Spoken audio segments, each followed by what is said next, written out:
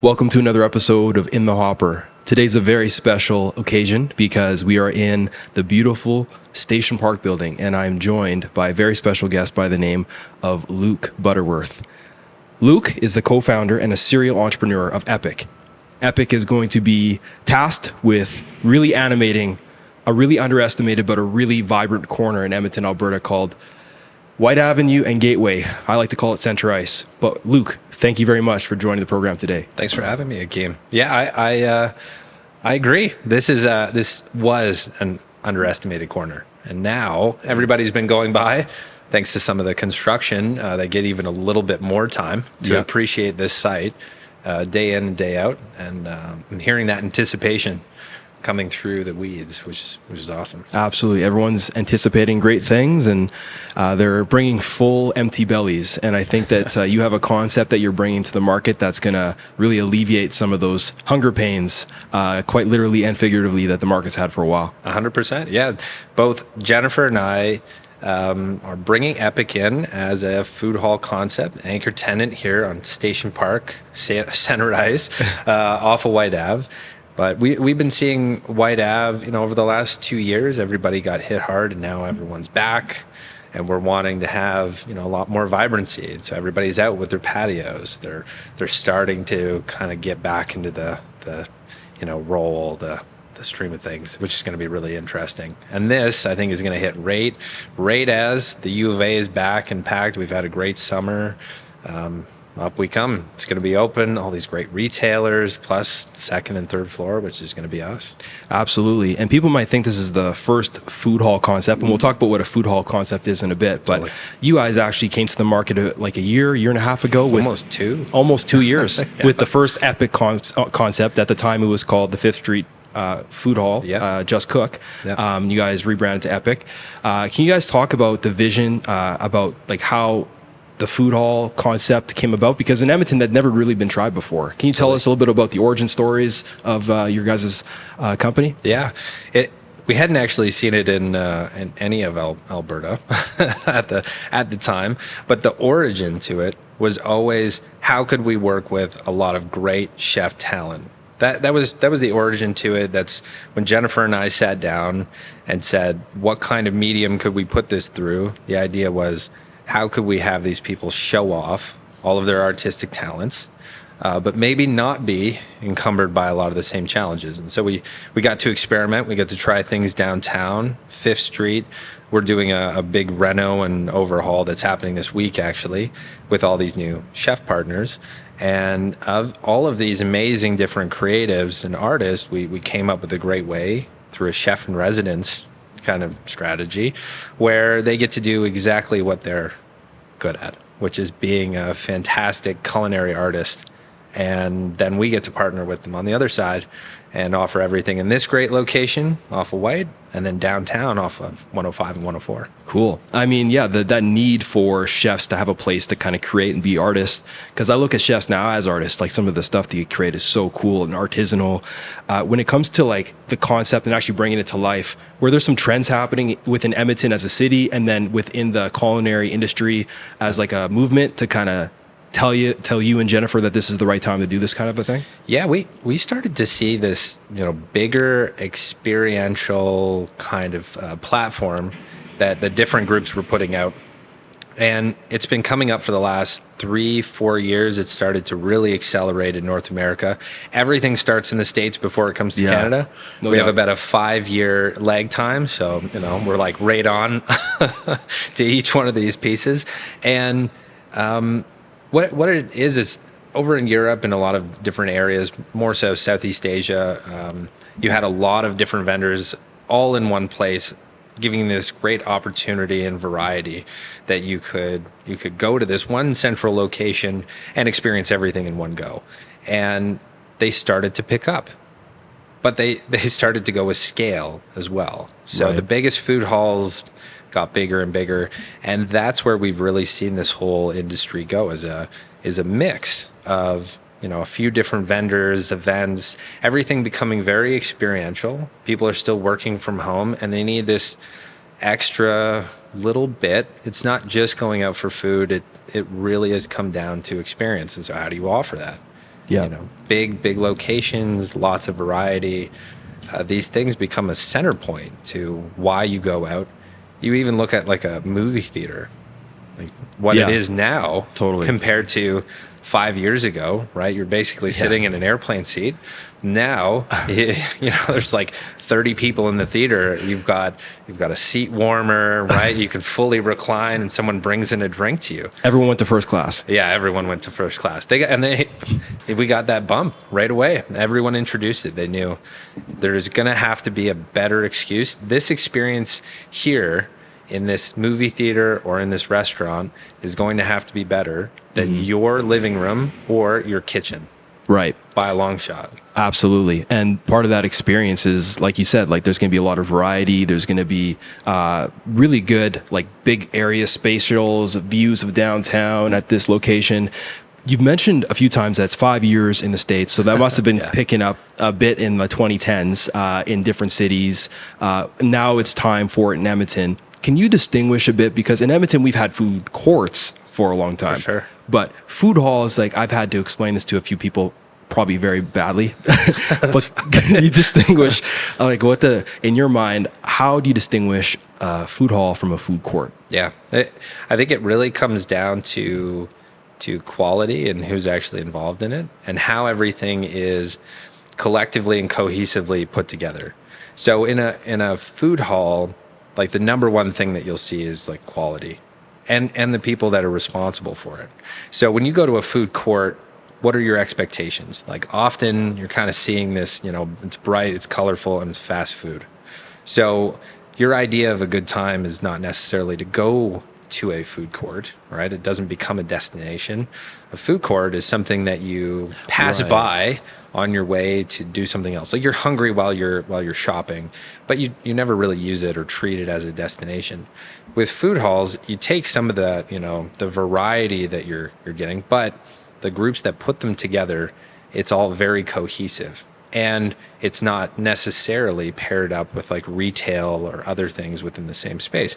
You're going there because you're expecting great drinks. You're expecting a lot of like renowned chefs to be performing between, you know, behind each one of these stalls and putting out culinary creations that hit, but at like an accessible level. You know, this isn't necessarily fine dining, but this is fine casual. Totally. And so you can go there, but you go there as a group, you know, and you have fun with it.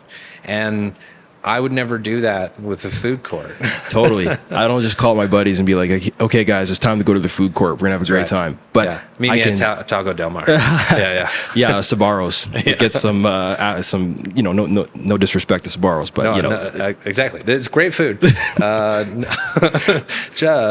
Yeah, exactly. No, but that experience part, and I think that's what's really unique about what you guys did downtown and what you guys have planned here at Station Park is it is an experience. You're going there and you're not just going to eat and leave. You want to eat and hang out because that's the ambiance that you guys are kind of creating, that experience. You want to hang out and chill. And I think it really blends well with where we are. I can't understate where we are. We're sitting on the third floor of Station Park right now with amazing views of White Ave downtown, Strathcona.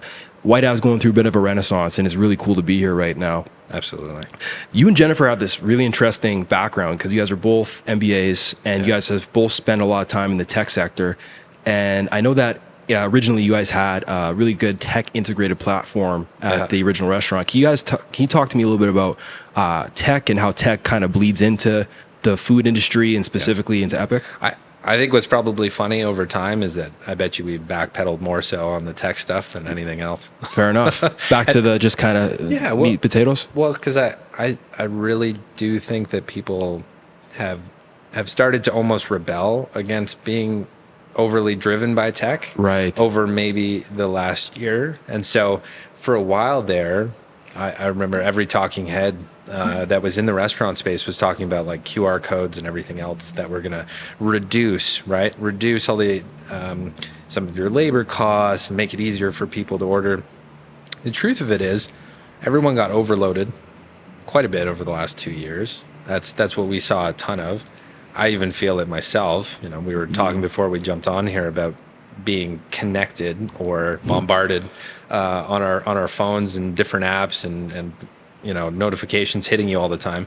So now you're trying to almost rebel against that whole experience and get something that's a little bit more down to its roots, a little bit more analog. And we've heard that from a lot of people. We went, this is going to be great. It's going to make it more efficient. But you still find that people love, tactile. They love that kind of, being able to feel something, being able to look around a space and seeing kind of the beauty and creativity out of it. And what really makes, I think, hospitality that we've learned coming out of tech, mind you, is that it is not about cold hard efficiency all the time. You have to have operational skill, without a doubt. Yeah. But all of the other stuff makes it a vibe. It makes your whole experience actually sing. Things can't really be just cold, right? Absolutely. The ambiance around you that's set by like the music, the tone of paint, the things that you put up on the wall. Like, why is this area comfortable?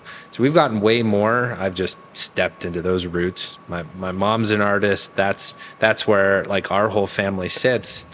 And now I'm getting to enjoy more of those facets of my personality, more so than the tech. Now the tech component for us, in our view, is more about making it easy for events to happen. Big administrative things that are challenging when you're getting people together.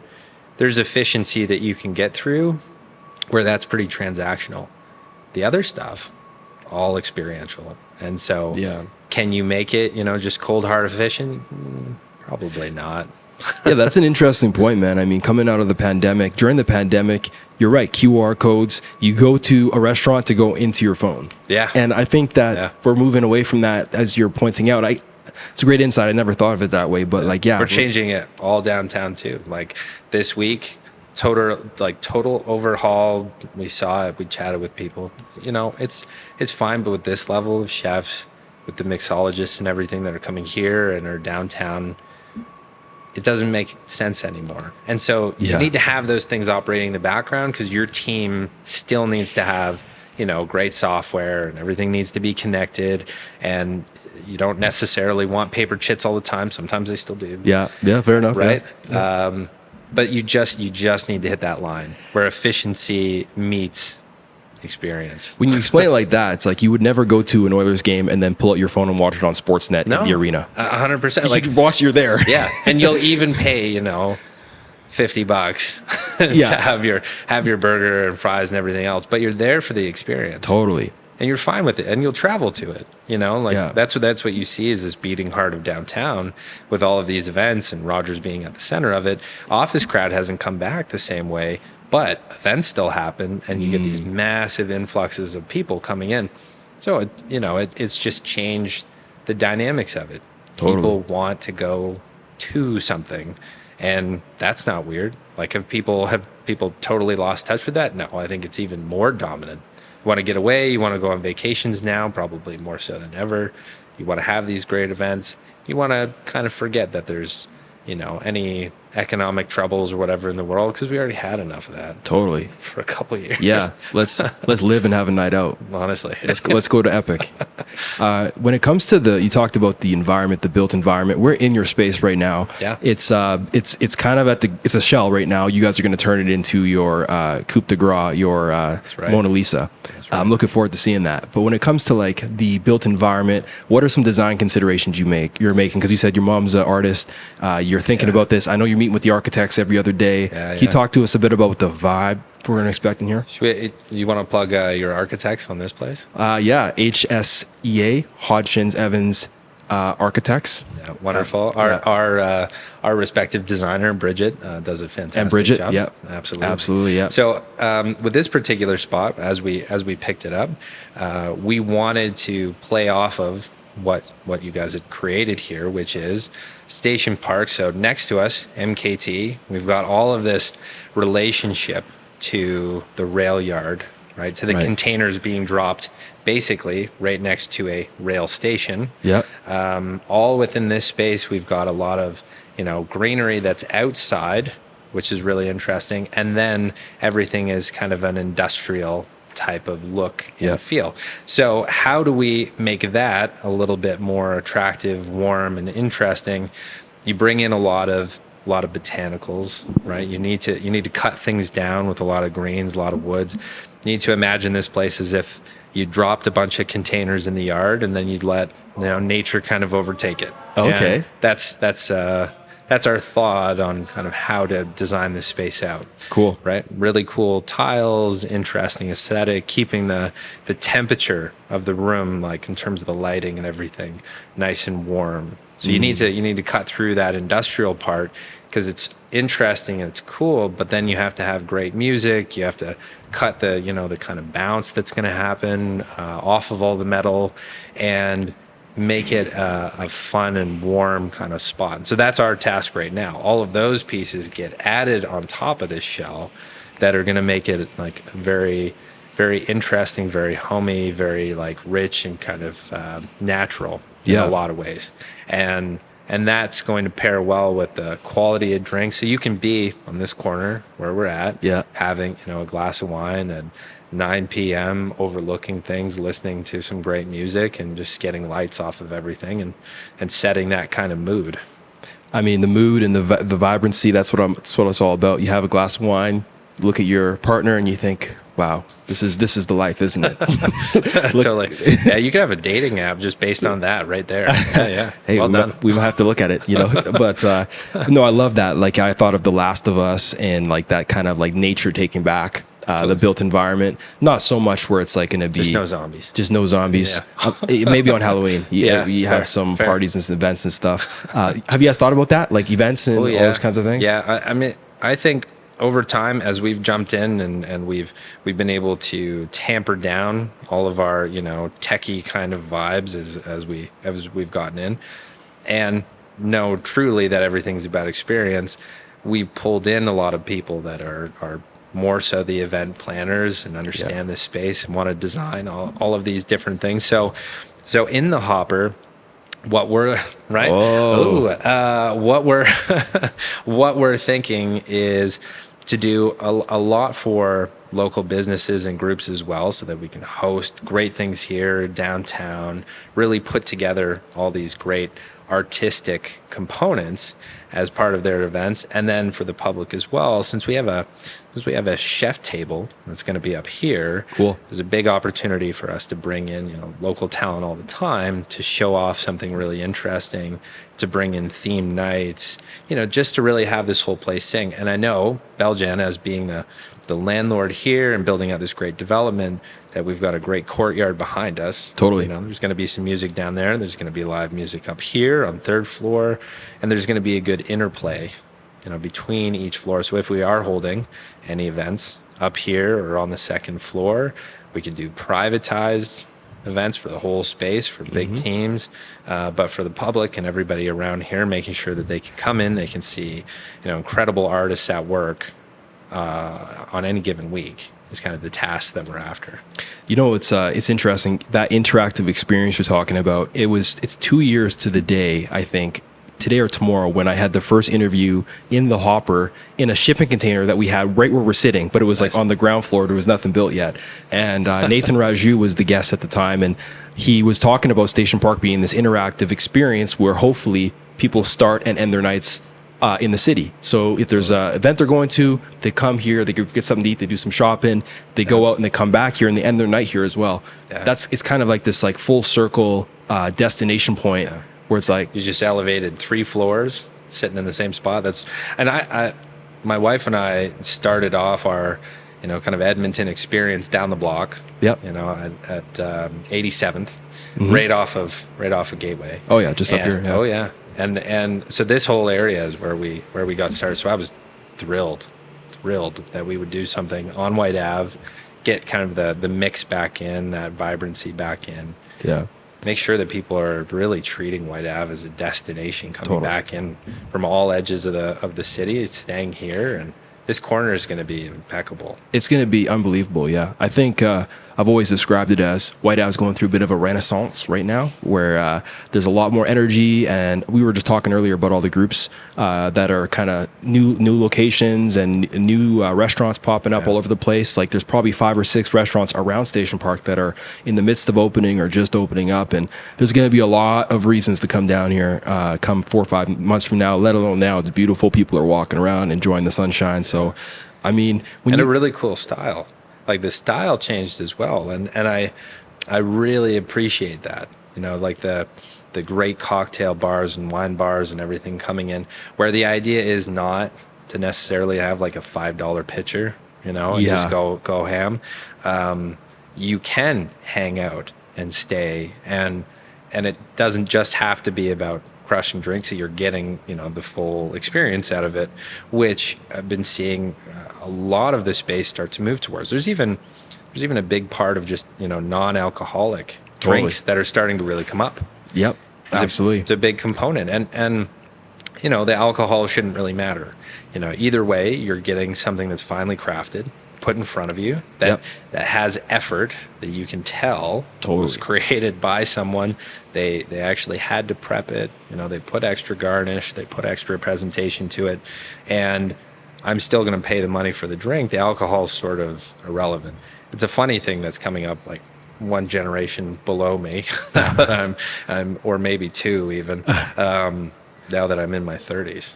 Oh yeah, we're elder millennials. Yeah, elder millennials it's a tough brand. Hey man, we're still here. We're still slogging. We could probably all skateboard, but I love how you're talking about experiences. At the first half of this conversation, we're talking about experiences and that kind of element. But I think to your point, there's an evolution now in product where like food and beverage and hospitality is really focusing in on what are we putting on the plate, what are we putting in the glass. Yeah. And a lot of these groups, they're really focused on just elevating that and like making, like you almost don't want to eat it or drink it because like when it gets to you, it's like, what am I looking at here, right? Yeah, it's pure art form. And you're not necessarily like overpaying massive amounts, but Right. I started to see that in some fantastic spots of the world. Going even down in Mexico, we were there pretty recently in Puerto Vallarta and in hotel or Zona Romantica, and amazing little spots down there. But they were just focused on the presentation, the food, the drinks that were coming out, and the matching between the two. And it didn't need to be like a nightclub type of vibe. But you would stay there, for a few hours easy. And you're just getting the group together. And I love that, where it's, as we've reached our elder millennial stage and it takes a few days to recover from like, going out a little bit too hard, it's fine to just hang out, to have good food and conversation. And I think a lot of other places in the world have hit that for, generations. Like they just got that mix, like slow everything down. Right? Doesn't need to be an ultra late night, but we're going to have a meal kind of later. We're going to eat well and drink well. And it's more so about the people you have around you and a really cool experience. I don't want to kill that word, but Yeah. It really is kind of quintessential. Yeah, and Edmonton's has that hybrid vibe now where it's like if you want to rally, you can rally. But if you want a kind of like nice, chill, even night where you're gonna go home and put your head on the pillow and know that you gave it a good, honest effort, like the old college try. The old college try. This city is here for you as well. And speaking of cities, man, I mean, I know that when we were doing R&D for this project, Station Park, and our design development and getting some inspiration, the team traveled to Detroit. They saw the Detroit Shipping Company. They traveled to Toronto to see Stacked. And then I know that I actually made some calls and some outreach to Box Park to talk about their development in Shortage, micro retail, shipping containers, all the whole 9 yards. When you guys were thinking about your food hall and Epic, did you guys go anywhere? Like I heard rumblings about you guys going to Vegas a few times, San Francisco. Did you guys take any cues from those places? 100%. We went down to Vegas. Vegas started to take on a lot of the food hall components. Some are beautifully done. Others, I think, were just kind of renamed. So like we were talking about earlier, maybe you just put food hall, but it doesn't quite hit the mix. Right. It's a little bit more of the food court. Others have just knocked it out of the park. And the people that we talk about, a lot of our advisors, they're going down to Vegas, they're stopping in, they're going through spots like Italy, they're having these fantastic experiences, and they know the brand so well, the food hits, the drink hits, and there's all of these little corners that you can go through and get something kind of new and unique every single time you go down there. And that is phenomenal to hear. And so when we were experiencing it ourselves and going through and kind of mapping these things, looking at the wayfinding, it seemed like pretty obvious that this was going to make a lot of sense in terms of our design and what we could get our hands on initially for the first place. Yeah, I mean, we couldn't do 180,000 square feet out out the gate. That's what Italy did. That's massive. It was a food mall. It's a warehouse. Yeah, it was so big. So, with some constraints, you try to start with what's your first example of it, and how could we get multiple things, multiple different vendors and experiences into the same little place to begin with, and then kind of scale that up to its full potential. And that's what we've been able to do downtown, then coming in here. And I think as we get closer to September, probably into early October, right, giving ourselves about four months. Fingers crossed. Yeah, exactly. all things with construction. Yeah. Getting that all cleaned up so that your experience at each one of our spots feels really similar to when you go to an Italy in different parts of the world, and there's a great expectation that's there, that you're going to get everything in one place. And then at the same time, back to your question, we went down to San Francisco as well, went into China Live. Really cool aesthetics, massive thick wood tables. Oh, yeah. Really, really cool seats that they custom made, bringing in a lot of like coppers and concrete and steel. Nice. Into this very open kind of setting where you're seeing all of the different stations. So one's doing dumplings, right? And you're seeing that stuff come out, and then it's getting to your table, and everyone, there's a lot of noise and commotion, and you're hearing and seeing like the flame go up, and that kind of whole collective is really, really neat. And that's what we want to also represent. Love having that open kitchen, right? Seeing, smelling, hearing like the activity to get those things out. Being able to see other, conversations and groups all in the same place is really, really interesting to me. So we pulled a lot from each one of those adventures that we'd gone on. We'd seen Detroit Shipping Co. Right off the bat. That was one of the first things. Oh, no way. Yeah, that we'd seen, taking a look at. My wife's from Windsor. I'm from London, Ontario. Oh, it's like right across there. It's right there. Yeah. Our family went there a few times too. So we were taking a look at like what kind of mediums. We weren't sure if we could build with a whole bunch of containers, right? We went through the adventure and took a look at And when was this when you went there? How long ago was that? Oh man, that wasn't recently, right? No. This was during the first year of exploring what we could do, because we'd looked at containers and we looked at how to pair them up, and we're like, okay, we're in negative 40 degree, Celsius weather out here. We're not sure how to build these things. Maybe we'll just move inside of space, right? So we made those decisions pretty quick, because you don't want to be just flying by the seat of your pants on these things. And I was super excited to see that somebody that's pretty capable, like Belgium, to come along, pick those things up, adopt them, make it actually happen. In this kind of, it's like we were running parallel paths, only to meet and be like, you guys are doing the food, we're doing the development. Let's get married and make partner. this. Let's partner. Let's do this. Yeah.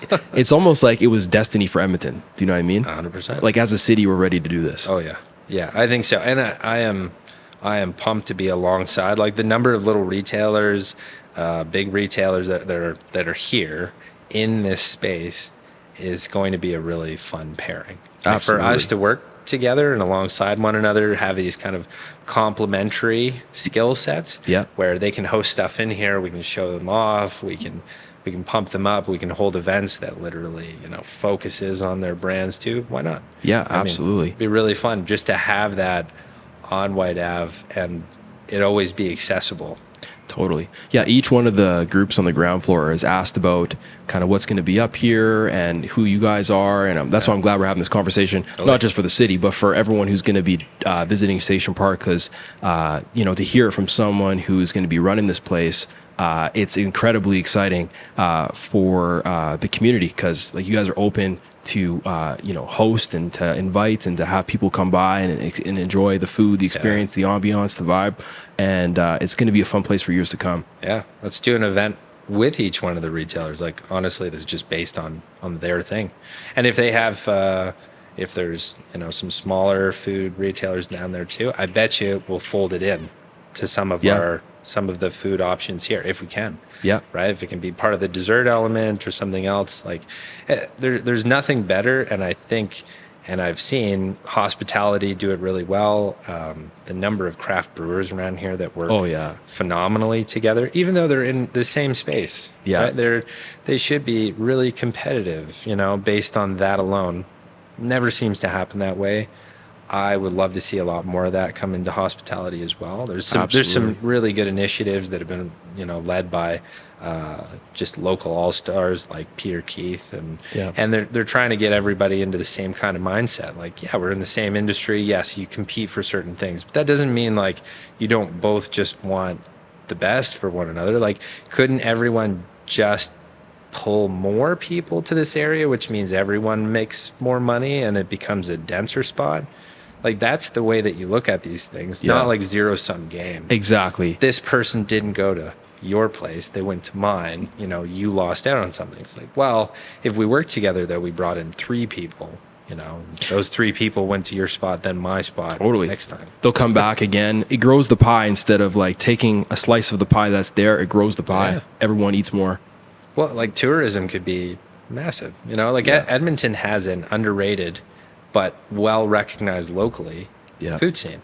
Oh, And so absolutely.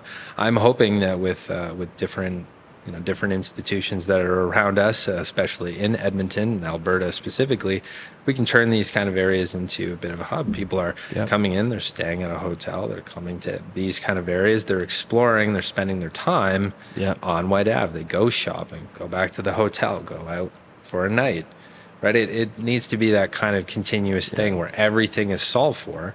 And that's why Vegas is always such an interesting Totally. spot to go, because they do that so well. Totally. Right? And they work together on it. Yeah. Yeah. Yeah. Like, I'm going to be a massive hotel and casino operation.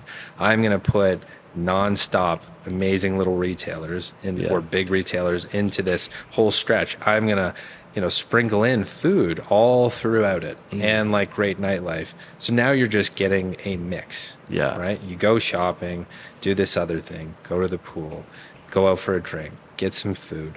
You don't really have to stop. Everything is satisfied Totally. within like a kilometer or a mile. Yeah. And I think we're starting to see, the restaurant hospitality industry.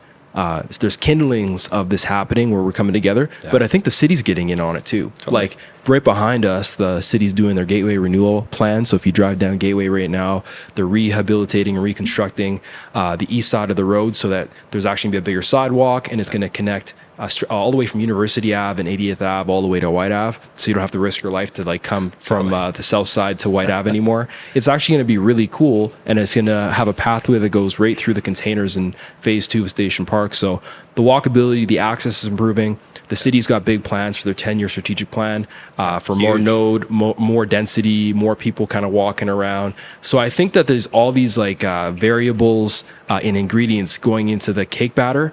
And, it's going to make a delicious cake. It is. It really is. It's layer cake and Layer cake, big time. and everything. I mean, everything's here. Like you have Edmonton's biggest university, most populous kind of area, densities all here. It's just not letting small businesses also go off to the wayside during like those hard times that happened for the last 2 years. Totally. So I think there are efforts that can be done, by the landlords that are here outside of Belgium to promote, like get in small retailers. Don't let the bay stay open. Don't price people out of the market completely, because it makes it really tough to bring the vibrancy back. Like there's a few spots down the street that I just know what they've priced at the square footage. Change it. Put somebody else interesting in there. Fill the spaces. Don't let them sit vacant, because you're eating away at an amazing kind of institutional area, and you're not adding any value. Absolutely. As Ivan says, the founder of Belgian, or the leader of the company that is the development here, he said a city's defined by its main streets, and White Ave is one of those main streets. And I think that as a city, we need to kind of look here to reinvest into the area and make sure that it succeeds, because we'll be as successful as one of our main streets is. And I'm glad that we're here kind of leading the charge on that. When it comes back to Epic, we're going to make this epic. I'm very excited for what you guys are doing here. Can you maybe elaborate a bit about the design, the build out, kind of the food? Can you maybe hint or kind of like maybe give a coming soon trailer about some of the food we can expect in here, or some of the programming we can expect in here? There's 5 different concepts. So each one of the bays or stalls has one specific menu that's assigned to it, and there's one chef, one great local chef in Alberta that's assigned to that menu. So they've designed everything from the ground up. It's really supposed to be a representation of kind of who they are and some of their great artistic background that's being put through that particular bay. So to go through all 5, we've got an Asian fusion that's coming in, a French style, which is going to be, all of these are going to be very accessible, kind of share type. C'est fantastique. Yeah, right. C'est délicieux. So each one of these will be very, very accessible, very share in terms of the plate size. So you're not trying to get massive entrees, right? You're not trying to be full off of just like one particular plate.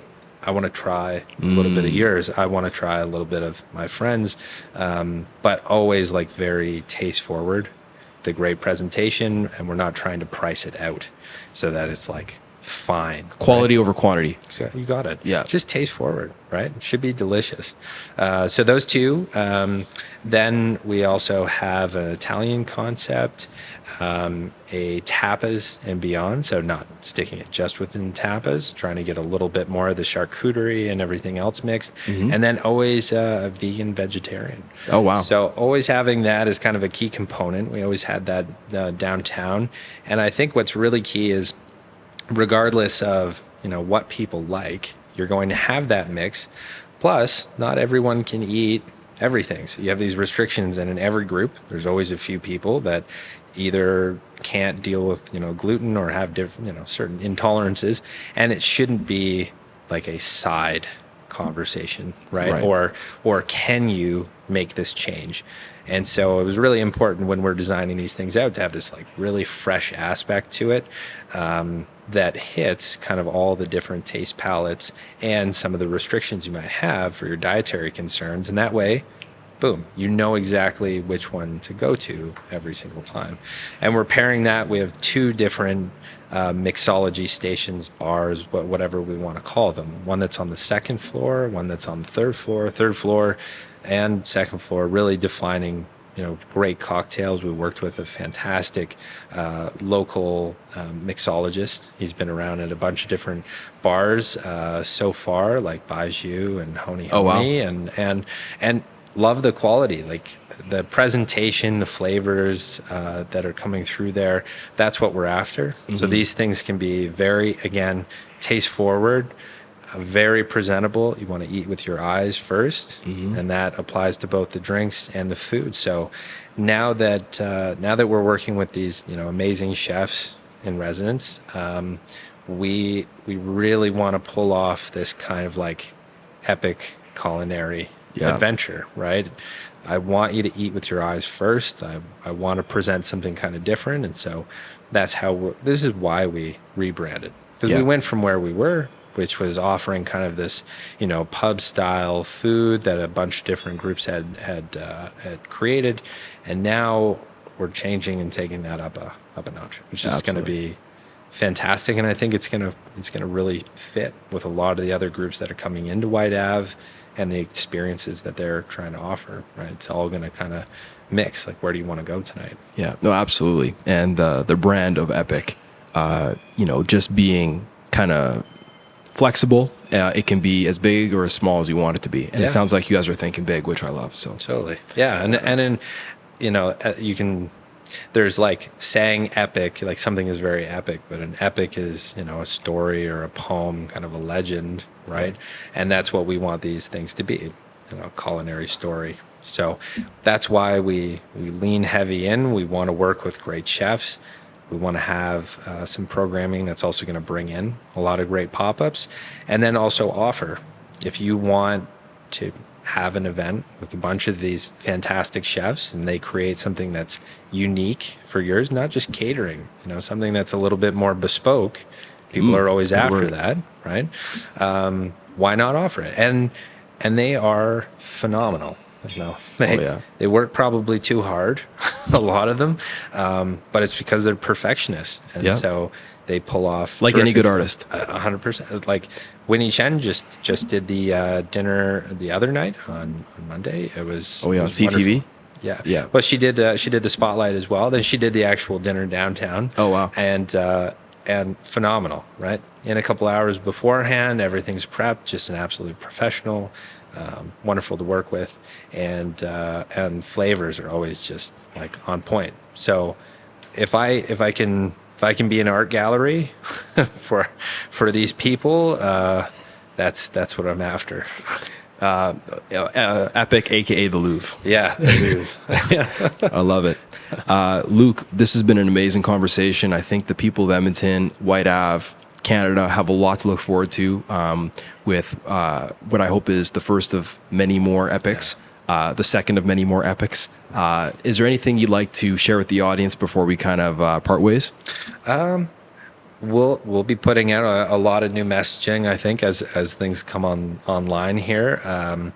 First things first is we'll do a bit of a soft opening on the 10th and the 11th, just as we start to get the new menu out. We're starting to foreshadow a lot of what's coming to Station Park as well, downtown to start off with. We've got 3 months where we're going to start sprinkling things in a little bit more, increasing those menus, showing off like some terrific drinks, and sort of setting the expectation between what you're going to see there and what's going to get scaled up even more as you come to White Ave. And so we want to offer something in both spaces. Oh, delicious. I mean, my taste buds can't wait, and I know that everyone else can't wait, and delicious. We're gonna have to go check that out as you guys kind of sprinkle these offerings in the next 2 or 3 months. And as a general schedule update, like you said, late September, early October, we're pushing for that. Yep. Pending construction, but there's always an asterisk. Always an asterisk, but that's kind of exciting. It's right around the corner, so we have a busy summer ahead of us. And Luke, thank you very much for being on the show. Thanks, Akeem. Yeah, I really appreciate it. Absolutely, my pleasure. Everyone, thank you for tuning in to another episode of In the Hopper. And if you like the show, please subscribe. And until then, I'll eat you later. I like that sign off.